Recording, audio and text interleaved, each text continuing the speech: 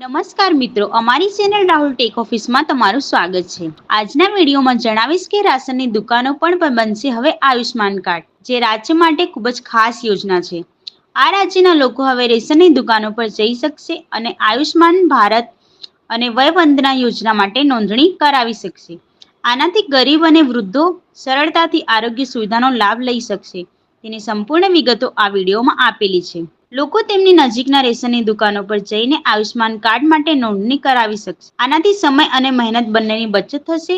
આ સાથે વરિષ્ઠ નાગરિકોને આરોગ્ય સુવિધાઓ પૂરી પાડતી વયવંદના યોજના માટે અહીંથી અરજી કરી શકાય છે। આયુષ્માન ભારત કાર્ડ અને વય વંદના યોજના કાર્ડ બંને માટે નોંધણી પીડીએસ કેન્દ્રો પર જઈ કરી શકાય છે। દિલ્હી સરકારે નોંધણી પ્રક્રિયા ખૂબ જ સરળ બનાવી છે।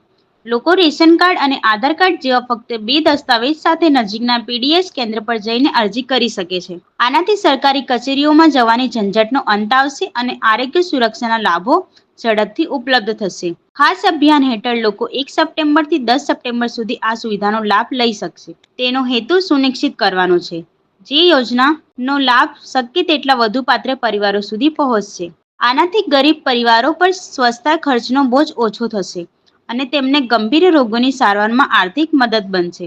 અત્યાર સુધીમાં દિલ્હીમાં લગભગ 4.55 લાખ આયુષ્માન કાર્ડ બનાવવામાં આવ્યા છે। તેમાંથી 2.28 લાખ કાર્ડ વયવંદના યોજના હેઠળ વરિષ્ઠ નાગરિકોને આપવામાં આવ્યા છે। અત્યાર સુધીમાં આ યોજનાઓ દ્વારા 5,000થી વધુ દર્દીઓને મફત સારવારનો લાભ લીધો છે। આનો અર્થ એ છે કે સરકારની આ યોજના ખરેખર જરૂરિયાતમંદ લોકો સુધી પહોંચી રહી છે અને તે લોકો માટે ઉપયોગી છે। જો તમે પણ દિલ્હીમાં રહો છો તો તમે આનો લાભ લઈ શકો છો। તમને જણાવી દઈએ કે સરકારી રેશન દુકાન પર આયુષ્માન કાર્ડ માટે અરજી કરવા માટે તમારી પાસે કેટલાક દસ્તાવેજ હોવો જરૂરી છે, જેમાં આધાર કાર્ડ અને રેશન કાર્ડનો સમાવેશ થાય છે।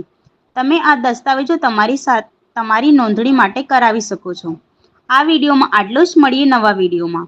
વિડીયો ગમ્યો હોય તો વિડીયોને એક લાઇક કરી દેજો અને ચેનલ પર નવા છો તો ચેનલને પણ સબસ્ક્રાઇબ કરી દેજો।